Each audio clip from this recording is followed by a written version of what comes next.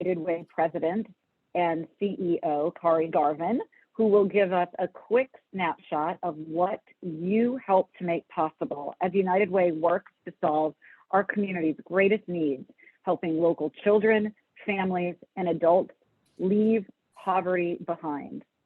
For those of you who may not have had the opportunity to meet Khari yet, ending poverty is a personal conviction of his.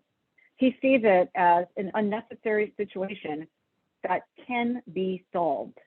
The ambition of bringing communities together has been a foundational element of what Khari has done throughout his career. Khari has built systems to address poverty in communities at the state, national, and local levels, primarily through Head Start and also through other initiatives. He'll be the first to tell you that developing goals and metrics to deliver on the mission has been key to his success. And I will tell you personally, that's one of the things George and I recognize as a key differentiator and something very important to us as donors. He believes those benchmarks and metrics should be developed by working with boards, community stakeholders, and listening to voices of the families and people that you're serving. And those goals should be monitored regularly and tweaked as necessary. We are excited for the future of our families and our community. And I want to thank all of you for your dedication and investment. As a Tocqueville member, you are leading the way in this important work, and we are committed to giving you a viable return on your investment. And yes, you need to know what that ROI is, and we're excited that Khari is focused on being able to share that with you. We really do appreciate, again, your leadership and investment, and I'm excited we will get to hear more about what the United Way has been up to over the past year and get a glimpse of the future. So please join me in welcoming Khari Garvin. Kathleen, well, good afternoon, everyone. Kathleen, thank you for getting us kicked off this afternoon, and special thanks to you and George for really being such tremendous leaders and volunteers to support our work. We really do appreciate your service, as well as the investments in this work to help local families to get the supports they need to leave poverty behind. So thanks to all of you who have joined us virtually today. Wish we could have done this in person, but really thank you for carving out the time to be with us just for a little while this afternoon. And I do need you to know that as Tocqueville investors, and that's an important word that we really do use both internally and somewhat externally, but as Tocqueville investors, you really are the power behind this work. I am Khari Garvin, and I have the distinct pleasure of serving as President and CEO of United Way of Greater Greensboro. Very happy for the opportunity, and I really enjoyed speaking with many of you over the past few months. I see many familiar faces. I've even been welcomed into some of you all's homes and offices, so I really have enjoyed that time to really grow and get to know you over that time. I haven't spoken with all of you, and if I haven't spoken with you, I do look forward to connecting soon to continue our collaborative impact.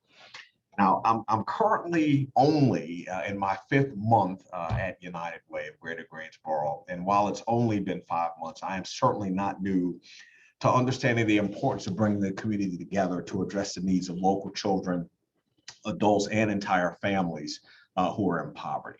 And as Tocqueville investors, you in many ways represent what I believe is the lifeblood of our community. And what I mean by that is that this meeting today is full of caring and generous people who decided to make substantial investments in a common mission to eradicate poverty, and that cannot be overstated. We know that you are here with us today because you care about people. We also know you're here because you care about our community, and because you also believe poverty does not have to be accepted as a status quo. So now I'm going to take the next several minutes to give you some big updates on what you're making possible through your investments, and then I want to hear from you. So at the end of today's meeting, we'll be opening up the floor to answer your questions, all right? So let's get after it, shall we? So first of all, thanks to your support, United Way has achieved a lot over the past year, and I'd like to take a few moments to provide you with just a few updates. Now, as you know, our work to end local poverty is founded upon a holistic approach that includes strategic partnerships, it includes nationally recognized family success centers, and it also includes a willingness to invest into and lead innovative solutions. So I will give you brief updates on each of these areas, but first want to lead with a reminder about the new bold goal that we launched back in September that guides all of our work. All right, for nearly a year, United Way worked with thousands of diverse stakeholders representing multiple backgrounds, businesses, and community volunteer groups to develop a focused and measurable community-supported bold goal. And the result of these efforts established a target to help a certain number of households transition out of poverty by a certain year. Now, this goal gives our community something to rally behind, and it belongs to all of us. But your deep investments serve as the fuel to keep the rockets boosted. This goal also signals to the community that we are taking our efforts of ending poverty seriously. So, as you see here, here's the bold goal on the screen. And I'll just read it to you. We can read it together. As a community united in equity and lasting solutions, 3,000 households in Greater Greensboro will leave generational poverty by the year 2030. We are committed to working with our community to accomplish this goal.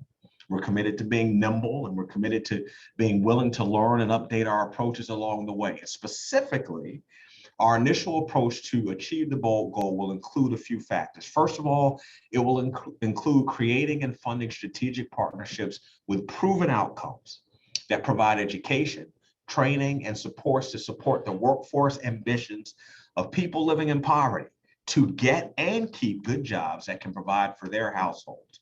It also includes continuing to operate our nationally recognized family success centers where children and adults are receiving coordinated services tailored to their individual needs, all in one location under one roof. And then finally, it includes focusing on systems change and innovation, which I will explain a little bit later on. All right, but this goal is bold, but I also believe that it's attainable. We can really reach it if we structure it the right way. So the first leg of our three-legged stool in achieving the bold goal is our strategic partnerships. And I'd like to give you an update on what you have helped to make possible in that category last year, the category of strategic partnerships. All right. First of all, we have supported 31 partnerships and initiatives that helped several thousand people last year. In fact, your investments, because of your investments, I should say, 14,677, it's a very specific number, but just over 14,600 people received basic need support last year because of your investment. Just a hair under 3,600 people took steps toward financial stability and independence last year because of your investments. We had about 7,100 youth who achieved educational success, and we've had almost 21,800 people who received support to lead a healthy lifestyle. And almost 4,400 people were referred to the services they needed when they dialed the 211 exchange number that we have. All of this is because of your support. Now, these are huge numbers, and when all of these services are working together, we are truly providing a pathway for people to leave poverty. You will hear me and others in our great organization talk about the cumulative effect of our work. So again, it's all of these services working together. It's not the one-offs, but it's the cumulative effect of these services working together, health, education, so on and so forth, that really help to establish that solid pathway for families to leave poverty. So we will continue to refine these partnerships. And I want to say to you that United Way is committed to working with our partners to track outcomes and provide updates on progress. That is something that is very, very important to me, and especially I know to you as investors in our work. So let's just change the conversation slightly. We talked about strategic partners. I want to talk to you. I want to move on now to our Family Success Center outcomes. All right. Now, the COVID-19 pandemic may have slowed some aspects of our Family Success Centers down just a little bit, but they did not stop the core FSC operations. And there were many accomplishments in spite of COVID. All right. Despite the challenges of going virtual in many ways, Our Family Success Center stayed connected to their members. Over the past year, in all, 993 adults and children were served across both FSCs that operate in the 27406 zip code. We had 67 adults who obtained a new or better job. And I want you to just think about that for a moment, that in a pandemic and also through this economic firestorm, we had nearly 70 adults who landed new or better jobs. And that really is the core goal here for our FSC work. It's also core to our mission of our work to end poverty. And we really should celebrate that accomplishment with a lot of enthusiasm in spite of the economic firestorm, in spite of COVID-19. We also had 80 families who received household and hygiene and food supplies to support their basic needs. And that was especially critical during the pandemic. We had 10 members who enrolled in post-secondary degree or career certification programs, and we had 7 adults who completed post-secondary credentials, and 1 person who actually went on to earn their GED. We had 28 members engaged in virtual Zumba classes, keeping the health regimen up. We also had 18 Family Success Center families who received assistance from our Cone Health congregational nurses. We had 20 members who completed virtual parenting workshops and 34 children who attended summer day camp through our partnership with Prolific Park. We had 37 members who joined our life skills support group. And we also, and again, just all these accomplishments are added to the ongoing legacy of success that you have made possible for families to get the supports that they need to leave poverty behind. Again, I'm repeating myself, this is all connected to our theory of change. And our theory of change is not about one-off services, but again, it's about the cumulative effect produced by education, healthcare, financial preparation, job training, and social networks development that all pull together to support families' journey out of poverty. And so speaking of families, let's just take a few minutes to watch a video that highlights a young woman named Tamisha and her FSC story. I lost my parents at a young age. Going into adulthood was rough. I didn't have all the information that I needed. Me wanting a better future for my daughters, I decided to make sure that I had a job, and I didn't know what direction to go in. I was looking up stuff online, and I came across the Family Success Center. The United Way's Family Success Centers, to me, is a holistic approach to providing services to families. And so when individuals are engaging at that level and you're providing those critical resources that are needed to mitigate childcare and transportation assistance, and you're assisting them with, utilities in some cases and connecting them to other resources, that's taking a holistic approach in ways that public systems just weren't built to take, but in a very meaningful way. Thanks to the Family Success, I am working in the medical field. It's been an honor, to collaborate with the United Way's Family Success Centers in serving Tamisha and her daughters. Collectively, we've been able to provide employment and training resources to her that now enable her to create a better opportunity in life for her daughters. Later on, I want to do RN and eventually get my house, let my kids have the house that they always wanted, or they always talk about, I should say. So I believe that the community should support and rally around efforts of the United Way of Greater Greensboro, because the agency, one, has a demonstrated track record of really moving a needle on some critical issues in our community. They have a very dedicated and talented staff that is committed to understanding community need, community plight, and developing solutions. I believe that the United Way does a tremendous job at aligning, pulling in partners that are designed to eradicate poverty and to support families in ways that are going to move them out of generational poverty. My oldest tend to surprise me all the time. And one day she told me how she looks up to me and how she's proud of me. And it hits hard because I know I never had the mother to look up to, and to know that I'm doing an awesome job and my daughter feel like she wants to follow me. So to hear that was the best thing ever. My name is Chris. My name is Tamisha. It's time to put our collective efforts into building a community that benefits all of us. Local children, Families and adults need your support. you can make a difference. Visit unitedwaygso.org, To learn more, take action, and make a donation today.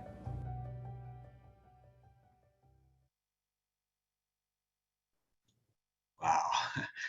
I think that's about the fifth or sixth time that I've seen that video. And every time I watch Tamisha's story, I'm always moved by her commitment to creating a better future for her daughters. And I just want you to really understand that that is what you as Tocqueville investors are making possible. This is where the rubber truly meets the road. So as we just sort of absorb and digest that for a minute, I also want to, don't want to pivot away too quickly, but I do want to talk about something else that you have made possible through your investment, and that has to do with the Mackenzie Scott gift. And so as many of you may know or remember, we as an organization received a $10 million gift from Mackenzie Scott almost a year ago. This was back in December of 2020. And this gift was a result of the impact that you really made possible in our community by supporting our work, which is producing outcomes. Another way to say that is that the Mackenzie Scott investment really, the draw or the magnet for that gift has to do with the good work that you have funded and supported. And so thank you for that. But this gift will continue to complement the work of ending local poverty here in Greensboro. And so I wanted to give you an update on how we have utilized some of the funds and what we're planning to do in the coming year. So first of all, because housing was such an issue with the pandemic, we allocated the first $1 million of that $10 million to address that critical need of housing. And so this investment of $1 million will help 300 households either secure permanent housing or maintain permanent housing, or purchase a home as a first-time home buyer, okay? And so the first quarter results of that is that so far, 20 households have secured permanent housing after experiencing homelessness, and we have 96 households at risk that were at risk of losing their housing. They have been able to maintain it. So those dollars are working, that investment is working so far. And so there will be additional allocations of the Mackenzie Scott gift that I want to lay out for you in a minute. But I do want to just say that it just made sense to me that before we started allocating really any resources, whether it's Mackenzie Scott or yours, it only made sense to me that we do that once we had a clearly defined strategy for how we were going to end poverty. So we did take the time. Again, I'm in my 5th month, but I spent the first 90 days working with the board, working with the staff to make sure that we had a clearly defined pathway, especially for this first year, to pursue the bold goal before we started allocating resources to our strategic goals. So looking ahead, we will invest some of the funds to support some of the Mackenzie Scott funds, that is, to support the Family Success Center expansion that is part of our strategic goals, and also to support the work of our strategic partners, as well as shoring up our infrastructure to ensure that we are properly staffed and properly equipped to deliver on our goals. Okay, and so this is how we will be utilizing the Mackenzie Scott funds going forward. We will continue to determine ways to accelerate our work, and we are committed to using the Mackenzie Scott funds to support true community change, right? But we didn't want to just sort of go on a spending spree and treat this as lottery winnings where we're just sort of blindly placing money in different places. And the same is true, again, with your investment. We don't want to treat yours that way either, okay? So I do want to conclude this segment by addressing our future by talking a little bit about systems change and innovation. We can't look to provide a brighter future without considering new approaches or innovation. And sometime in the second quarter of this year, we do plan to launch a pilot version of a new county-wide mobile-friendly network that will connect people to services and coordinators who will help them identify, track, and achieve their personal goals of leaving poverty.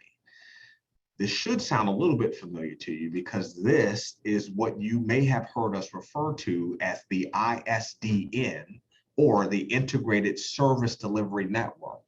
So we will be leveraging your continued support.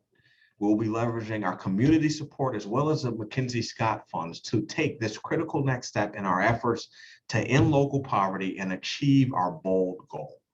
So I want you to think of this approach and this new network as a virtual expansion of the Family Success Center model, where integrated services will be connected and offered across the county as opposed to a single brick and mortar location.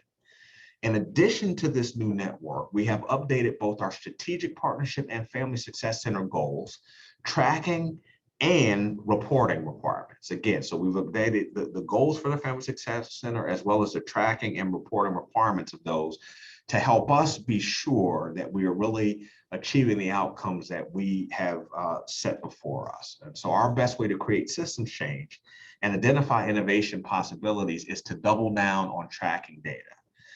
To ensure your investments are producing outcomes, we will be tracking quarterly outcomes and are committed to providing you now with biannual updates. Again, biannual updates. So we were previously reporting once a year. We will now increase that to twice a year so that you can be assured that, that your investment is really paying off as you had intended and hoped. We're also making moves to expand capacity at both of our Family Success Centers this year. So if we are going to achieve this bold goal, we have to increase and or refine our services to produce the most meaningful outcomes. By increasing our outcomes tracking, by expanding our Family Success Centers, and by launching our new pilot, 2022 promises to be full of exciting next steps that will help local children, adults, and families leave poverty behind. We're investing your generosity and resources into programs and strategies that will accelerate this work to move families from poverty to possibility. Now, look, you've heard enough from me. I've shared quite a bit, and I do want to hear from you. And at this time, I'd love to answer any questions that you might have. I do want to thank you again for your generosity and your partnership in this work. And I do believe that together we can move families from poverty to possibility. Okay, so any questions? I'd like to invite you to either unmute yourself if you are so inclined to speak up, or you can, if you want, you can put something in the chat box as well. Any questions, reactions? All right, hey, it's Jim Bingham. Nice to connect with you and welcome aboard. Look forward to working with you. One question I had, I know we've got this great goal of moving 3,000 families out of poverty. How many families in total are currently in poverty in the greater Greensboro?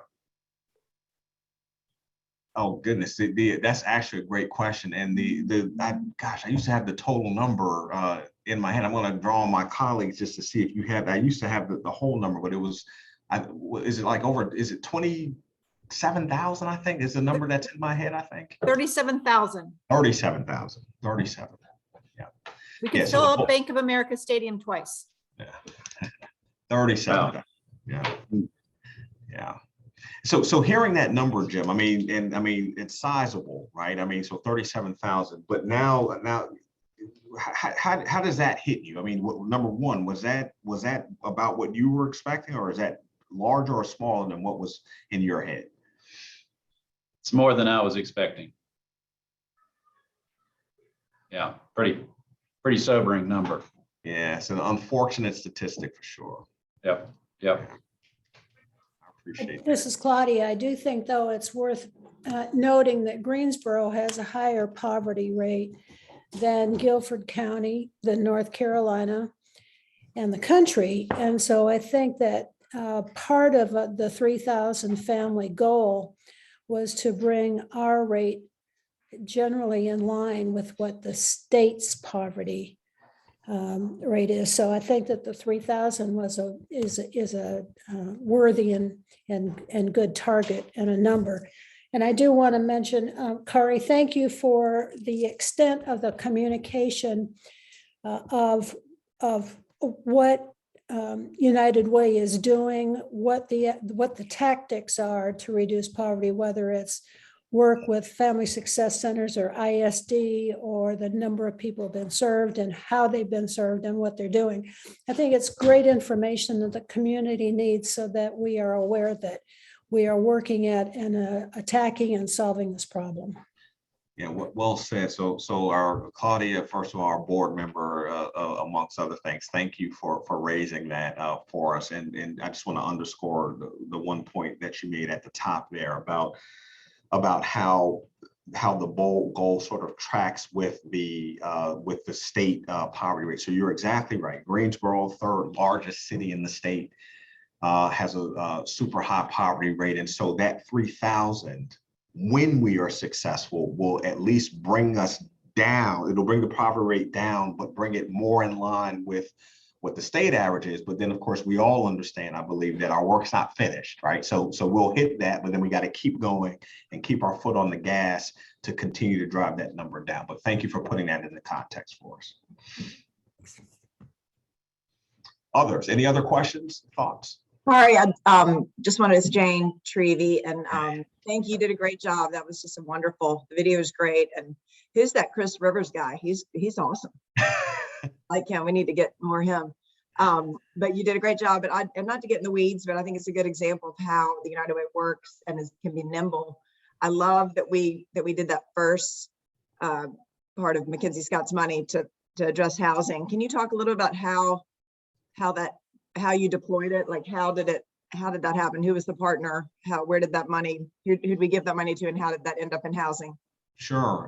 So I will speak to a part of it because it actually technically happened before I came on board, but still I got the history, and then I'll look to my colleagues to if I leave anything significant out. So it's my understanding is that we allocated those funds in much the same way that we allocate our strategic partnership grants, where we had entities who would apply, right, for funding, and then we would screen those, and then we would get the money out the door in that way. And so it was not a single partner that received funds, but several partners in the metro area who actually address housing needs. So that money went out to different partners in the city. Nadine, Elizabeth, Michael, anything to add there? It was done almost, Frank patterned it off of what we do with our strategic partners and what we did with virus relief. People put in submissions and grant opportunities, and there was encouraged for collaboration. So there were many organizations that actually put in joint submissions, and they were reviewed by volunteers and decided by volunteers. Good question, Jane. Good to see you as well. Anybody else? Mr. Garvin, Ulysses Cozart. Good afternoon. Good afternoon. Listen, I had jotted down a question, and you did cover that, having to do with the Family Success Centers, and was interested in the expansion. So it was good to hear that you talked about that. But what's the timetable for expanding, beyond the two that we have right now? And by the way, I do applaud you and your staff for continuing to operate the two current success centers in lieu of all the COVID things going on. Well, thank you for that. And I'll pick up on the last part of you said first, and I'll come back to the expansion. So, the partners that we fund, Guilford Child Development and Salvation Army, and the hat really goes off to them. That's a dedicated group of staff who have remained committed through this pandemic to keep the connection with the members. We refer to the families who are connected to the Family Success Centers as members rather than clients or customers, that sort of thing. So hats off to them for keeping that connection and keeping the work going. In terms of expansion, there are two parts to that I want to make sure that we share the same understanding about. So first of all, for the two that we currently operate, we will double those capacities in the first quarter of this year, right? We will provide more funding there so that they can hire more coaches and then have more touches, if I can use that term, with households in poverty. So that's one part of the expansion. And then in terms of actually adding on perhaps a Family Success Center number 3, we will do that in the year 2023. So we're going to get through the rest of this year having doubled the current capacity, and then we will look to add at least one additional Family Success Center in the new year, but in a different zip code. It'll be another high need zip code, but it will not be 27406. Right. Yep. Thank you. Thank you for the question. Khari, can you address, just to add on to what Ulysses was asking about, for the coaches, the number? So I know some of the expansion will be to add coaches to handle more, have a larger caseload. So is it about 30 people that one coach can adequately, assist throughout the year?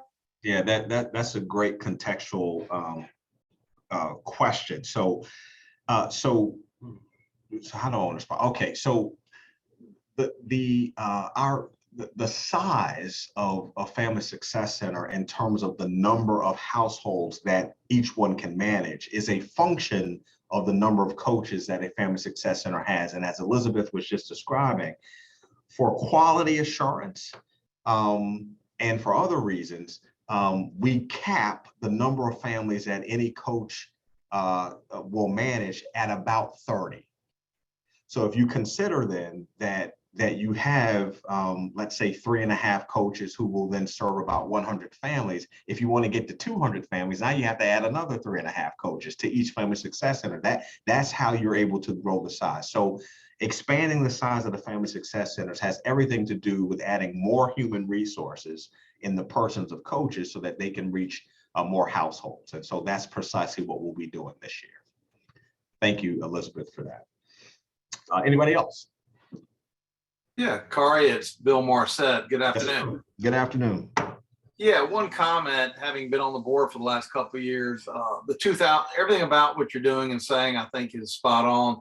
The one comment I made prior, and I want to make it one more time today, is I do feel strongly that the bold goal at the year 2030 in today's world and the way we all interact with technology and instant gratification is just a long ways out there. I would encourage somehow in your future dealings with folks to talk about stuff that's going to happen in the next year or two. The people on the board, the people running the campaigns and all, they want to be involved formally with United Way come 2030, for example, myself included. I'll roll off next year or this year.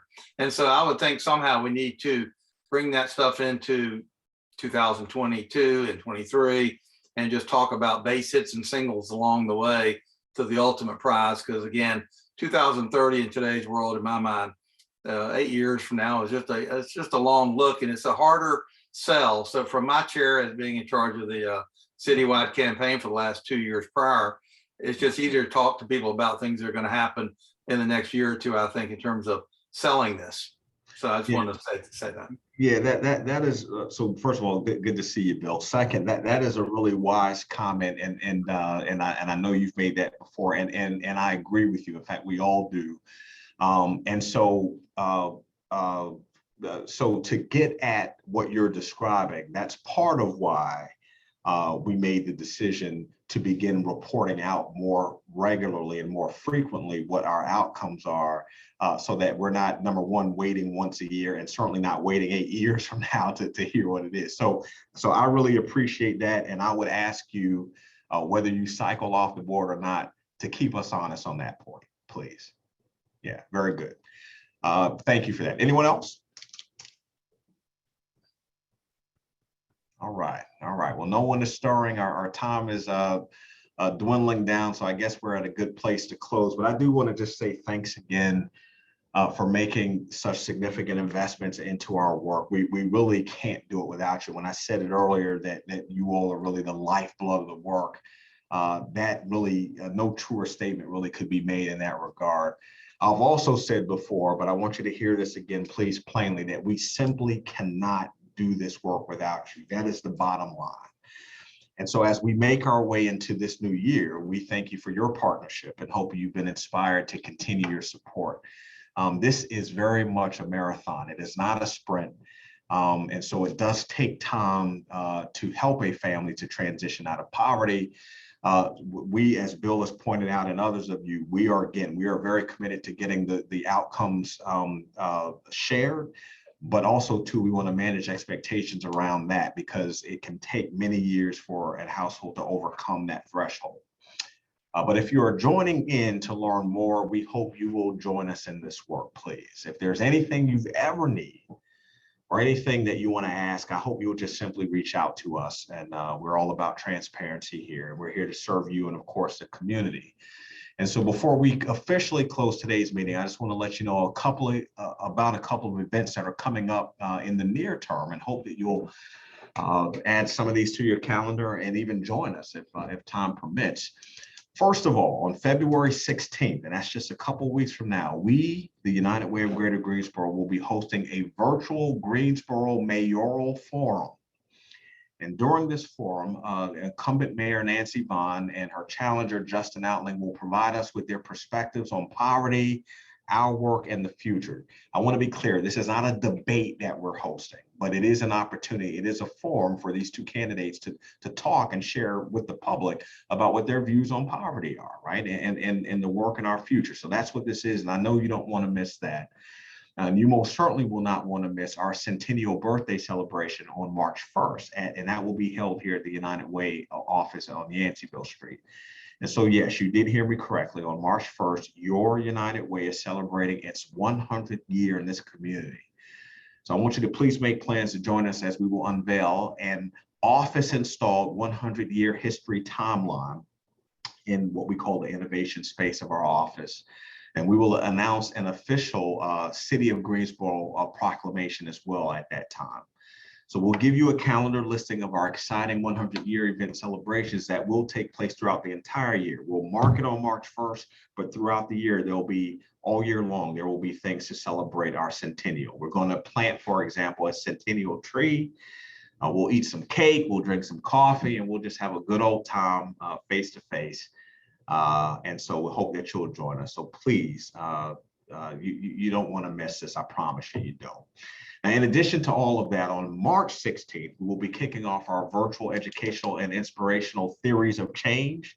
This is the so-called Centennial Series by hosting community leaders like Dr. Sharon Contreras, even though she'll be moving on from her role soon, but she's still superintendent of Guilford County Schools. She'll be a part of it. Dr. Mary Jo Cagle, CEO of Cone Health, Eric Aft, the CEO over at Second Harvest Food Bank, Brent Christensen, the president and CEO of the Chamber. So all of them will be joining us, and I hope you will too on March 16th. And I will be leading them through a panel discussion that will address our hope of a future without poverty and the roles that we all must play to make that future a reality. So I want you to be on the lookout, please, for a follow-up email that will contain this information and how you can RSVP. So as we move into this year of 2022, we have a lot to celebrate, and we just can't wait to see you. So I want to thank you again. And as always, like I like to say to the staff here in our staff meetings, onward and upward. All right, onward and upward. Thanks, everybody. Take good care and have a great rest of your week. So long. Thank you. Thank you. Thanks, everybody. It's great to Thanks, see you Khari. all. Thank you. Thanks. Bye, Elizabeth. Bye.